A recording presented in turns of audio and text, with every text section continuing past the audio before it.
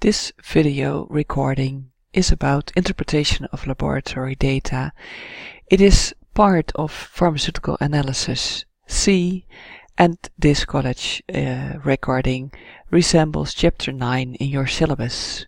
It is given by Dijck-Brouwer, working at the Department of Laboratory Medicine in the University Medical Center Groningen. The recording is 3 hours, 3 college hours of clinical chemistry. It does not contain a lecture that is given by Martijn van Vaassen, because it's not necessary to learn that for your examination. After this morning or this session, you are able to understand the role of the clinical chemical laboratory in diagnosis and follow-up of patients. You are able to describe the sources of variation in clinical chemistry and to answer the question whether a test outcome is normal or abnormal using reference ranges and cutoff values, taking into account the sources of variation. You are also able to understand and describe the establishment of reference values and cutoff values, including their advantages and disadvantages. You should be able to use and to apply the Bayes theorem in diagnostic accuracy and calculate, understand and interpret the parameters of diagnostic accuracy. Last but not least, you will be able to describe and use factors that influence the interpretation of laboratory results in the follow-up of patients. The outline of this recording is an introduction into clinical chemistry, and later on we try to answer the main questions in clinical chemistry, which are actually diagnosis and follow-up using clinical chemistry parameters. For diagnosis, the most important question is the outcome normal or abnormal? And this can be answered by comparing the outcome with reference ranges, with a consensus cutoff value for diagnosis, or the consensus cutoff value that is used with using the Bayes theorem. So this means number C, the outcome is consistent with a laboratory diagnosis of a particular disease. The second important question is the follow-up of patients, and then we have two main questions. Is the outcome different from the previous one, or is the outcome below or above a consensus treatment goal? For the answering of these questions, we need information on analytical variation, biological variation, and of course the influence of pathology on lab results. I would first like to introduce you to the scope of clinical chemistry and the samples and tests that we use, also indications for test, its place in diagnosis. We would like to show you the scope of clinical chemistry in a small movie, which comprises a visit of a patient to a doctor, a blood sampling, a clinical part, and we all show you the sites where clinical chemistry is important. The scope of clinical chemistry is shown on the cases of cystic fibrosis, a very severe disease that is screened for in the newborn screening in the Netherlands, but clinical chemistry plays an important role in the diagnosis and follow-up of those patients.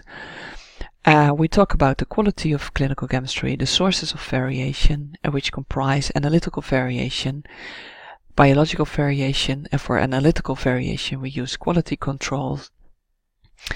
And we show you the desired relationship between analytical and biological variation, and this is also important for the determination of the index of individuality. What is clinical chemistry? It's analytical chemistry for medical purposes, and that means that it's applied in hospitals but also in the general practitioner's practice, but also in other forms of healthcare, but also public health. The objective is to answer a clinical question by the use of biological material that is deriving from patients or people that may be considered as patients. Its scope is broad, and that means that the field is broad.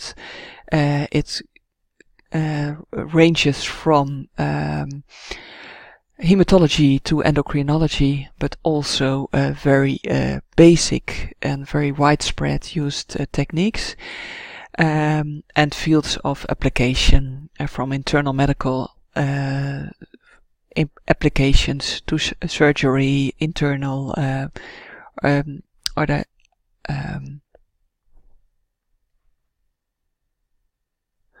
also intensive care units, and many more. We have over 700 different analytes that are measured, so the scope is very broad and the applications are wide. There are many analytical techniques ranging from rather simple spectroscopy to mass spectrometry, flow cytometry, and many more. The turnaround times, and this means the time that it takes to give an answer to the question, also, or to, in other words, to the reporting time of the outcome of a test, those range from minutes to weeks. Minutes are found at point of care testing, at patient side, bedside testing, but also an hour in the routine clinical chemistry and hematological laboratories. But sometimes a doctor has to wait weeks before the answer to the question is given, and this is because, of course, that it's not necessary to give the answer right now, immediately, but also it has to deal with the analytical techniques that are used that can be very time consuming and people consuming, or work consuming, and also very expensive. The samples that are used in clinical chemistry are most times blood, and deriving from blood, plasma and serum. I guess it's about 90% of samples that derive from blood, and the other 10% consist of urine, feces, cerebrospinal fluid, amniotic fluid, semen, sweat, tears, and some more.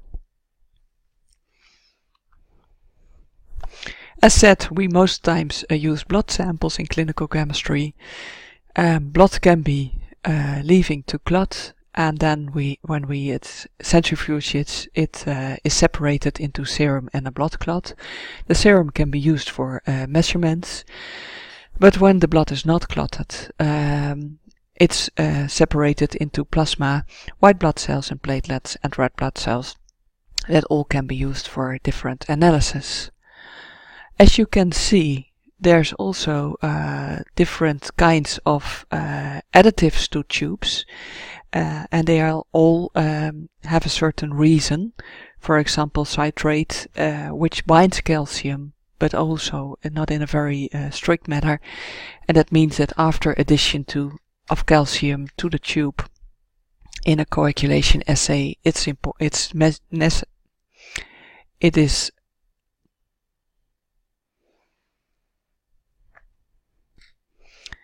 after adding the calcium to the tube or to the analytical method, it is possible to measure coagulation activity, which occurs in vivo in a patient. As said, blood can be clotted, and for that we have serum tubes, and for that we use it for hormones and vitamins. In routine clinical chemistry, we use the heparin anticoagulated tubes because it is then not necessary to have the tubes clotting, which takes about 20 minutes at least. So this means speeding up the process, and that makes it easier to report data within an hour. We also have tubes containing EDTA, which strongly binds to calcium, and that means that there's no clotting at all anymore. And last but not least, we have the fluoride oxalate anticoagulating tubes, which are used for stabilization of glucose, because the glycolysis is inhibited by fluoride. When we check out the top 5 and 20 of clinical chemical tests that are ordered by general practitioners, we see that the determination of whether there's an infection or not is very important for them, and those are measured by measuring the erythrocyte sedimentation rate and C-reactive protein. They both change upon infection, but also, and that is most possibly because many patients report tiredness with a GP, and for that there can be an anemia which is diagnosed based on the hemoglobin level. It can also be diabetes, which is diagnosed using plasma glucose, and there can also be a thyroid problem, most likely hypothyroidism, which can be diagnosed using the thyroid stimulating hormone. After that top 5, we have a top 20, which includes more detailed examination of anemia causes, which can be, for example, measured by differential analysis of the parameters of erythrocytes, but also kidney function, which is measured by creatinine and the derived glomerular filtration rate, liver function, which can be determined using the alanine aminotransferase and the aspartate aminotransferase levels, which all increase with liver damage. And also cardiovascular risk can be established using triglycerides, high density lipoprotein cholesterol, and low density lipoprotein cholesterol.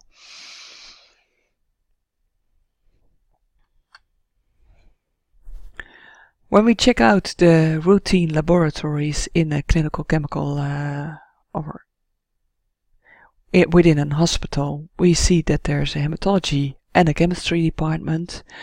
And as I told you before, hemoglobin is very widely used to detect anemia because hemoglobin is important in the oxygen carrying capacity of the blood. The red blood cell indices, as told, are important in the differentiation of the anemia. For example, big cells indicate vitamin B12 or folic acid deficiency, but small cells indicate iron deficiency or other causes, for example, alpha thalassemia or sickle cell anemia. White blood cell counts are used to determine whether there's an infection or not, and if the differential count is used, there's a distinguishment between infections, allergies, etc., because in those conditions the proportions of the different types of white blood cells differ. Platelets are very important in blood clotting, so the platelet count is important in blood clotting processes, but more important also are the coagulation assays, just like the INR, bleeding time, proton time, and others.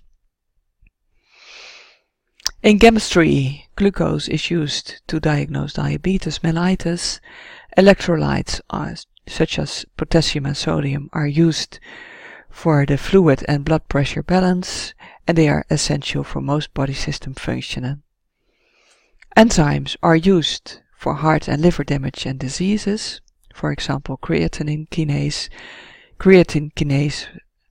lactate dehydrogenase, aspartate transaminase, and alanine transaminase. Cholesterol, for example, is used for the establishment of the cardiovascular disease risk. Albumin and total protein are mainly used for determination of liver function instead of liver damage, but low albumin and low protein can also indicate severe kidney disease or malnutrition. Creatinine and urea are used to determine kidney function, and from the creatinine there's a calculation including age, etc., of the patient to calculate kidney function, and which is depicted as the glomerular filtration rate. And the last one is uric acid, which is used as a marker for gout. The most important lab test indications are to diagnose a patient. Sometimes there's profiling, we call it shooting in the dark. There's no indication, there's no clinical sign of a disease. Profiling is, for example, used in preoperative screening because the outcome of, for example, diabetes, thyroid disease is very important in the outcome of surgery. And for this reason, there is screening on diabetes, hypothyroidism, but also anemia and clotting problems in profiling. So there's a use, but there's also a risk on it, which we come back to later on. There's various reasons for follow-up of patients and then lab test indications. It can be either wait and see. For example, there is a slightly elevated or slightly changed lab result, which does not mean direct disease, but maybe a higher risk of disease. There's no direct treatment necessity, but it can be useful just to follow up those patients. Another reason for follow-up is to check whether a treatment goal is reached or whether there's indeed improvement of the disease or the condition.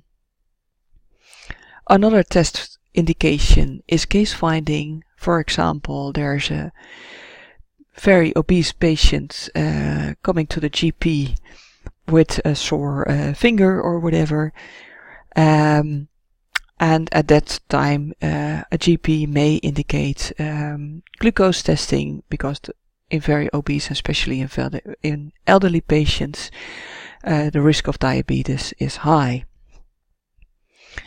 Screening as the last test indication, it is a special case, and screening is only performed when early detection of a subclinical condition improves the outcome of the patient.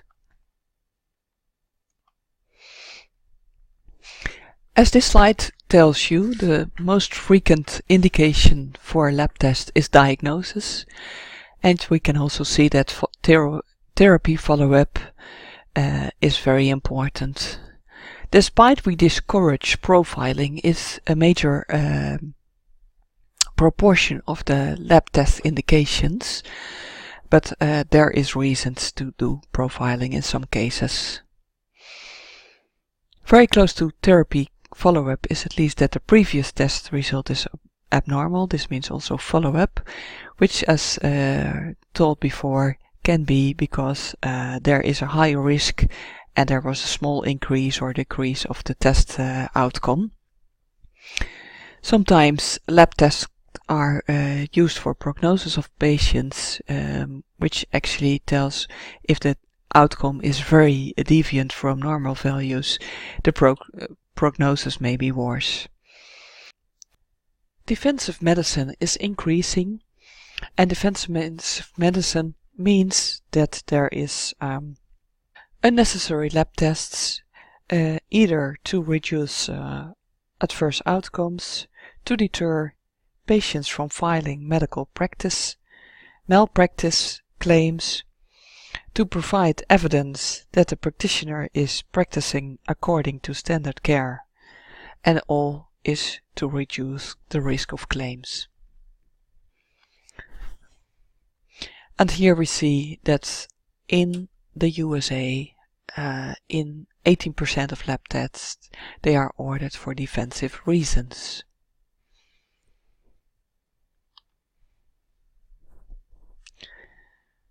What does a lab test aid in the diagnosis? Please remind that no diagnosis, almost no diagnosis, can be set based on only laboratory medicine tests. Patient history, physical examination, and the total of anamnesis are the cornerstone of a differential diagnosis and hypothesis. Lab tests, imaging techniques and other measures are used to support or reject this hypothesis or diagnosis. So all the patient data are at least as important as the results of lab tests. There's a small movie on the way of working of laboratory medicine that you can find also on Nestor. It deals with a patient with cystic fibrosis. The cause of cystic fibrosis is a defect in the cystic fibrosis transmembrane conductance regulator, the CFTR. It is an important protein in chloride ion transport in cell membranes. This transporter is involved in the production of sweat, digestive fluids and mucus, and when it's not functional, secretions, which are usually thin, become thick. The symptoms of cystic fibrosis patients are difficulty in breathing and coughing up sputum, frequent lung infections because of the thick mucus, sinus infections, poor growth, fatty stool, infertility in males and many others. The infections are found mainly in lungs and upper respiratory tract, and they lead in the end to transplantation of the lungs. Pancreatic insufficiency is shown in diabetes mellitus risk. Malabsorption is found in poor growth and vitamin deficiencies, notably the fat-soluble vitamins, and related to the poor absorption of vitamin D, there's also osteoporosis. As screening improves prognosis, it is added to the newborn screening in the Netherlands. After screening, the diagnosis is based on sweat testing and possibly genetic analysis. CF is a part of the screening and it's based on a decision tree which includes immune reactive trypsinogen or IRT, which is a pancreatic enzyme, but it's not specific for cystic fibrosis.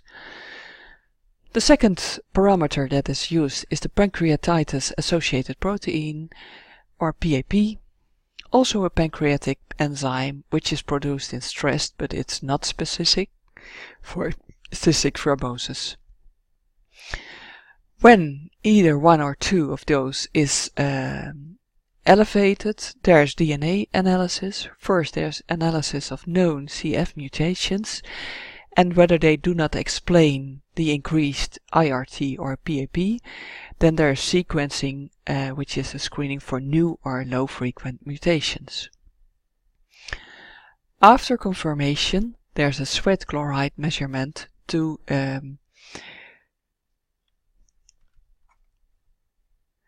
confirm the diagnosis of CF. In this slide we see the decision tree that is used. It starts with the measurement of IRT, and when it's normal, which is below 60, the test is considered negative. When it's elevated, the PAP is measured, and when it's this is elevated as well, there's another decision tree based on the outcomes of both the IRT and the PAP. And when this results in a positive outcome of CF risk, DNA analysis is performed.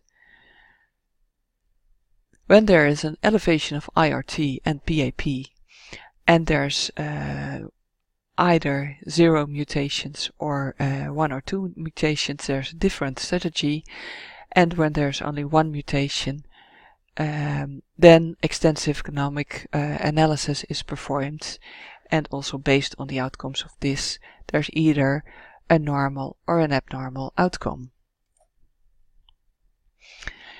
We showed in the movie Christine Franson. She has CF, and the follow-up lab tests for clinical chemistry for Christine are the follow-up of infection, and for this we use the C-reactive protein, the erythrocyte sedimentation rate, and the white blood cell count.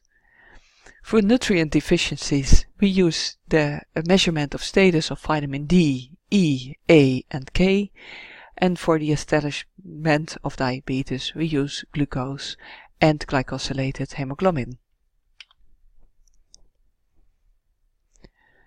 As you see in the movie, quality in clinical chemistry is both diagnostic quality, or how good is this test for the determination of a disease, but also turnaround time and acceptable costs. In the movie, it was visible that the turnaround time for the infection parameters is relatively quickly. So this means within an hour after the blood sampling, the results are given. It should be noted that quick and good clinical chemistry tests are quite expensive, and in this period of limited resources for healthcare, the cost should be acceptable. We therefore think that high speed, low cost and high quality tests cannot always come together in utopia, but please remind that high speed comes together with sometimes lower quality or expensive tests. So there should be a kind of optimum between speed, cost and quality, in which of course the clinical need of the test is very important. You don't want to wait hours and hours for the measurement of a life-threatening parameter. Quality is very important, and this means that actually we apply evidence-based laboratory medicine. When a new test is introduced into the clinic, the main questions are: does the test improve patient outcome as compared to an existing test? Does it impact on the clinical decisions and improve the diagnosis? And is the benefit economically? Most times we at least evaluate the test based on a technical quality and diagnostic accuracy. But actually, a new test should also change the diagnostic thinking, patient management, patient outcomes, and lower societal costs and benefits.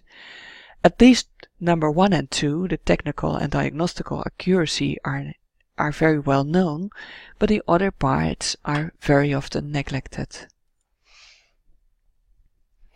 What is important in diagnostic quality in clinical chemistry is actually divided into 3 parts.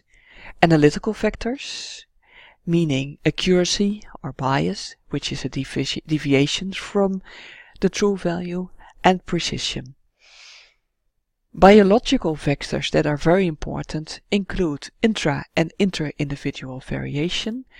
Intra-individual variation means the variation within a subject, whereas inter-individual variation means the variation between subjects.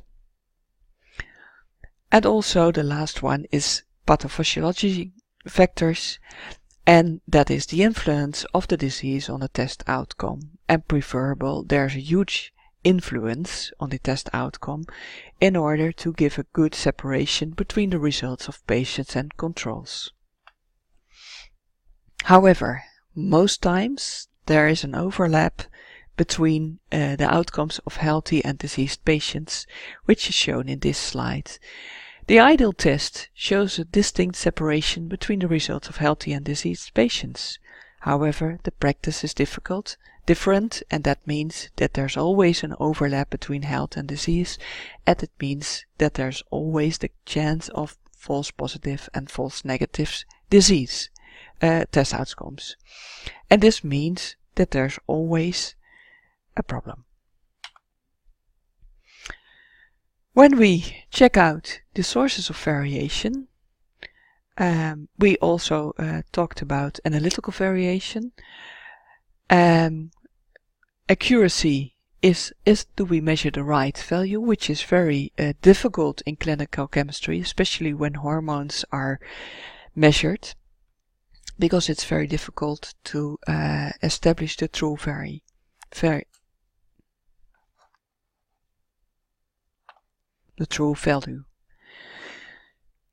Imprecision is also very important, and this is shown as intra and inter-assay variation. As said, the biological variation is divided into intra and inter-individual variation, but it should be noted that the pathophysiological variation is influenced by the stage of disease, the differences in disease presentation, comorbidity, etc. How can we reduce the influence of variation? If we reduce the bias and imprecision, we can reduce the analytical variation. Biological variation reduction is a bit more difficult. It can be performed by standardization of sampling procedures, the metabolic state, for example for glucose and triglycerides, we measure them in a fasting state, and it is also very important to compare them with the appropriate subgroup of controls, for example of the same age and same gender. For this we also apply gender different reference ranges for males and females, and also sometimes post and pre-menopausal data for some hormones that are important in fertility. How can we reduce the pathophysiological variation? Just by applying wait and see, or by augmentation of differences, and for this we use loading tests or stimulation or provocation tests. For example, the glucose tolerance test, in which a very high dose of glucose, 75 grams of glucose, is given to a patient, and glucose is measured 2 hours afterwards. When we look at analytical variation, we have two important parameters, and those are accuracy and precision. Accuracy is how well a measurement agrees with an accepted value, whereas precision means how well is a series of measurements in agreement with each other. As I told you, it's very difficult to measure accuracy because it's in clinical chemistry there's no real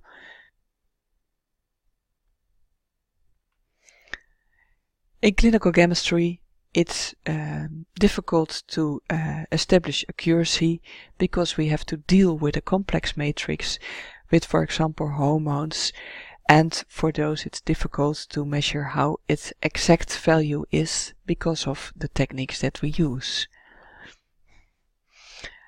Analytical variation and accuracy and precision can be resembled by duck shooting. The perfect test is in the upper left quarter, which means high accuracy and high precision. And you can we all agree that a test with a low accuracy and low precision is a bad test. But how to choose between a test of high accuracy and low precision or a test with low accuracy and high precision?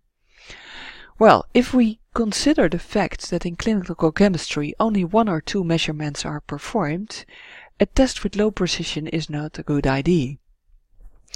Although you find the mean of all those results at the right spot, there is still a lot of variation when you only choose 1 or 2 measurements. Is then the correct answer, where is it? It's difficult. So for that we prefer a test with a low accuracy and high precision above a test with high accuracy and low precision, because the bias that is based on the low accuracy can be corrected using a kind of computer program. Precision is actually also 2 different parameters. It is repeatability, which means the closeness of agreement between the results of successive measurements of the same analyte and carried out under the same conditions of measurements. And reproducibility is the closeness of agreement between the results of measurement of the same analyte and carried out under changed conditions of measurement. And actually, reproducibility is what we mean by precision in clinical chemistry, because most times we measure things twice at separate times. Also separate different technicians, maybe different conditions, at least at different times. And to guarantee that we have a good precision, we use internal quality control, which means that if we measure potassium on Monday and we measure it again on Friday, we have the same result. For this, and to monitor the variability or the precision of our methods, we use the Levey Jennings plots. And we have actually 3 deviations from what is okay. In panel A you see dispersion. That means a huge variation, and sometimes it is outside the ranges that we think is okay. Possible causes can be air bubbles or clots in the cups, or in reagent tubes, insufficient mixing or imprecise pipetters. In panel B we see a trend in the outcomes and a very slow deviation from the mean. This can be a change in ambient temperature, lower intensity of the light source to measure the outcome, or reduced stability of the reagents or controls. In panel C we see a shift, an immediate change of the outcomes of the internal quality control outcomes, and this can be caused by a new reagent or a calibrator lot, or incorrect calibrator values, reagents or reagent volumes. On the other hand, we have an external quality control or a proficiency testing. And this is not a measurement of precision, but a measurement of accuracy. And the accuracy is derived from analysis using a reference method, which is either the gold standard or the state-of-art analysis method, in other words, the best available. And as stated, there's no absolute value in clinical chemistry for most analytes because of the matrix of blood and also the nature of the samples that we use. This means that we most times have a kind of consensus value, which is the overall mean of all results provided by the laboratories. The goal of external quality control or proficiency testing is minimizing differences between laboratories, and in your syllabus there's a nice example which uses glycosylated hemoglobin standardization to show that after standardization there is less difference between laboratories. So it leads to harmonization of test results and, as a consequence of that, reference values. In this example we see the result of the vitamin D, 25-hydroxyvitamin D external quality controls for different laboratories in the Netherlands. This is performed by the SKML, the Stichting Kwaliteitsbewaking Medische Laboratorium Diagnostiek. They send one sample to different laboratories, and those laboratories use different methods. For example, automated methods as confirmed by Abbott or Roche, but also HPLC, LCMS, MS, etc. If you see the graph, you see on the x-axis the reported concentration of 25-hydroxyvitamin D, and on the y-axis the number of results that was presented by different laboratories. First of all, we notice a huge spread of all the outcomes of one sample. This means that there is a spread from a range from 70 to 110 nanomoles per liter. We are quite in the upper part with an outcome of 101. And what you also see is that there's a huge variation in the techniques that is used. For example, the yellow bars are LCMSMS. However, they do not result in comparable results of the 25-hydroxyvitamin D. There's a range from about 80 to about 100 using the same kind of method. And also the Roche analysis way, which is automated, fully automated in a clinical laboratory, there's a huge range in all the results. And actually there should be no range at all. So this means this graph shows that there's huge variation, and this is difficult because there is cutoff values to represent an optimal vitamin D status. Well, we talked about analytical variation, we talked about accuracy and precision, and intra and inter-assay variation. But more important in clinical chemistry is the biological variation.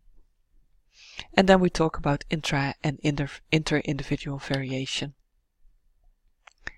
This graph shows the differences between inter and intra-individual variation.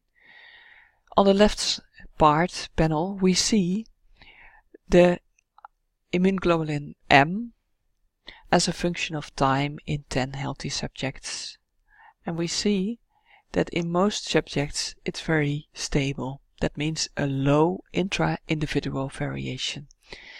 However, when we check out subject B to I, we see a lot of variation. The range is between 200 and 1600 milligrams per liter. This means that the inter-individual variation is a lot higher.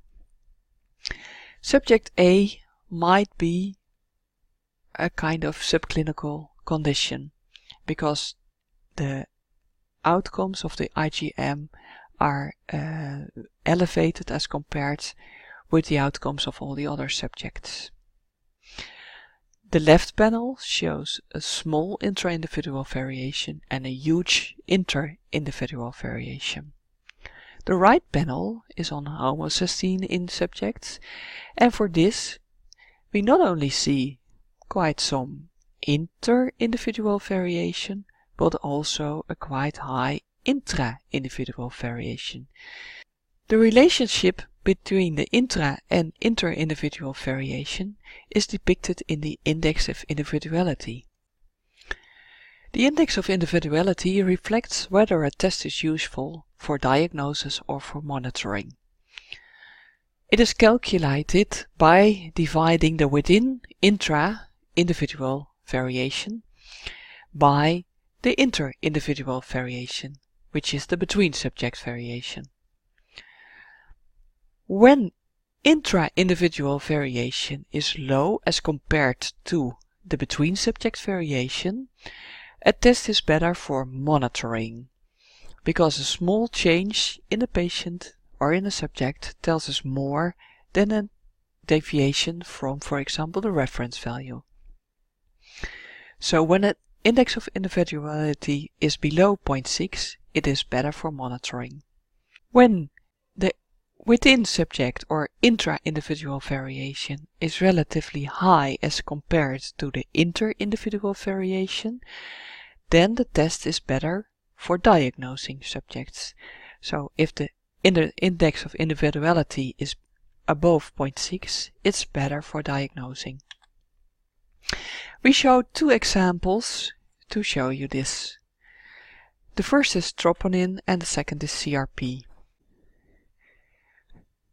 Troponin is part of the myocardium, and when the myocardium, for example by obstruction, which is a myocardial infarction, is damaged, troponin is released into the blood.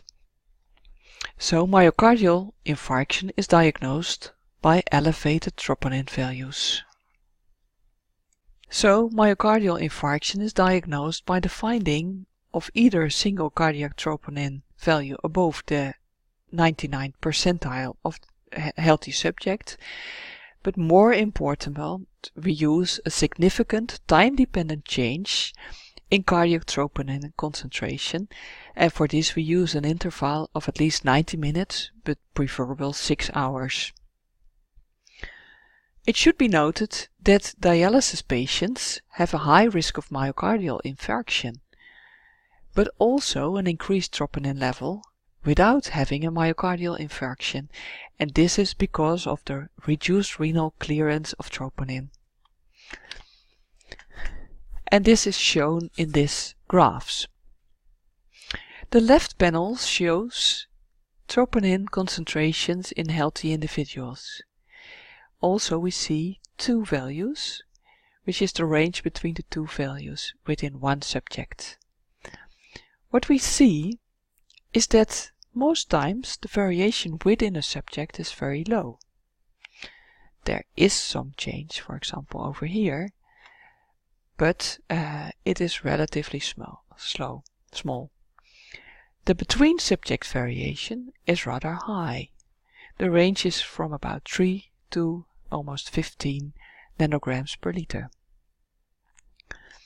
When we check out dialysis patients, then it should be noted that the range of the y-axis is much higher than in healthy individuals, without them having a myocardial infarction. So this is the first sign that the reference values are difficult to use here. What we see that within a subject there is small variation, but there's a huge between subject variation. This is also calculated.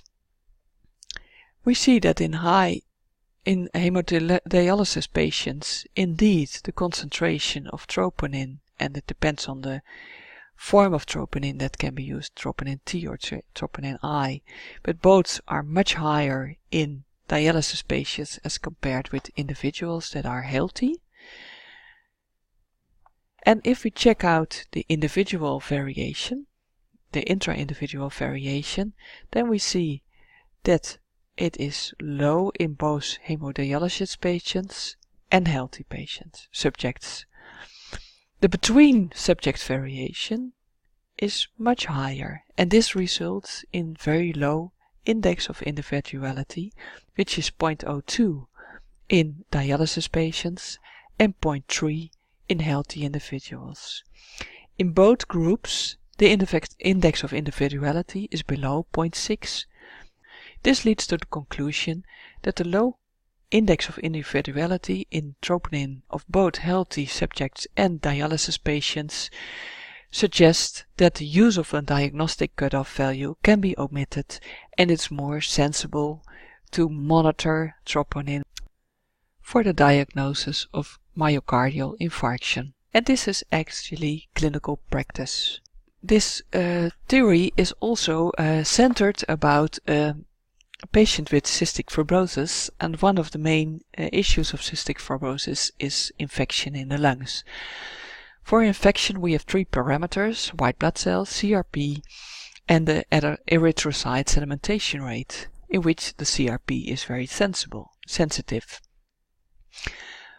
Also for CRP we can ask the question whether it's useful in monitoring or diagnosis, and for this we see about the same as in troponin for myocardial infarction. We see the distribution in the left panel of CRP concentration in apparently healthy blood donors. There's a huge spread from about 0.08 to 3.29.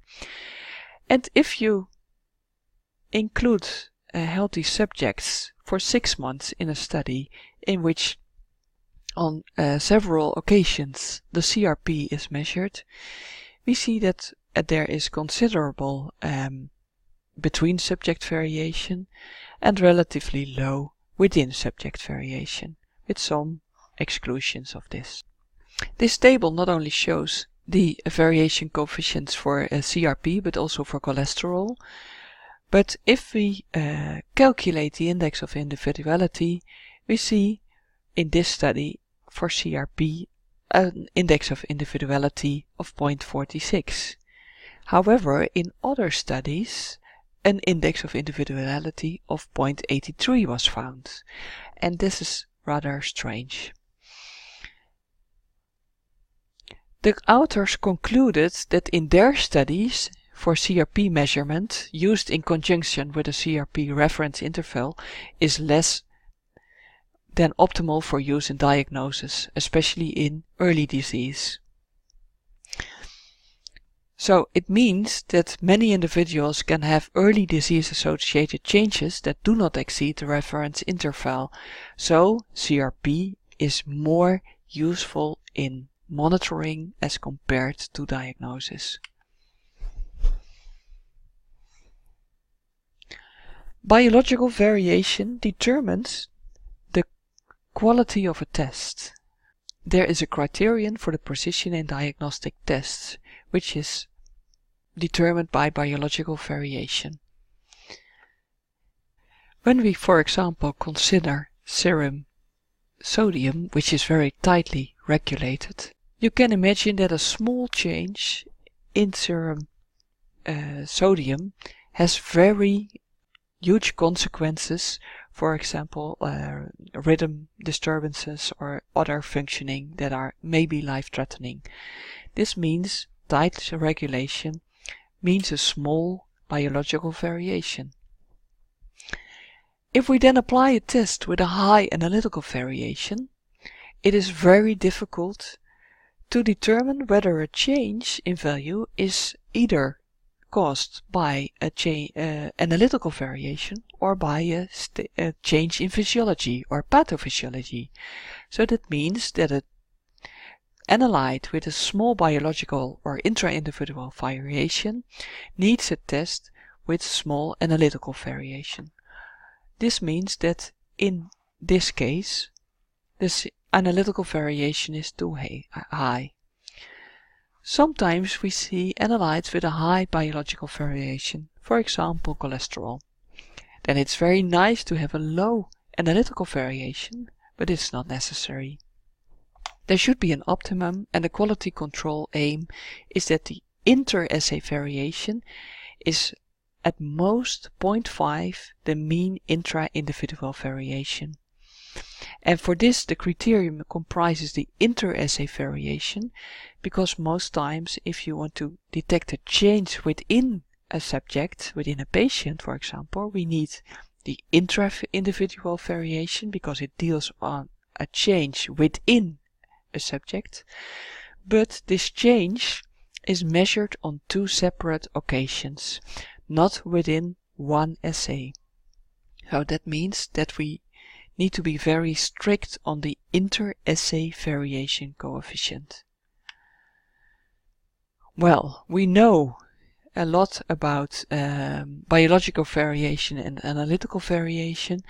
For many analytes, it's known what the biological variation is, both in with intra-individual variation as inter-individual variation.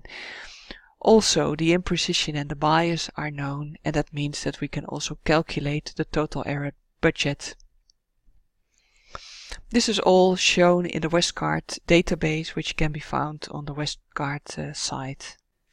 This brings us to the end of the first part of this lecture.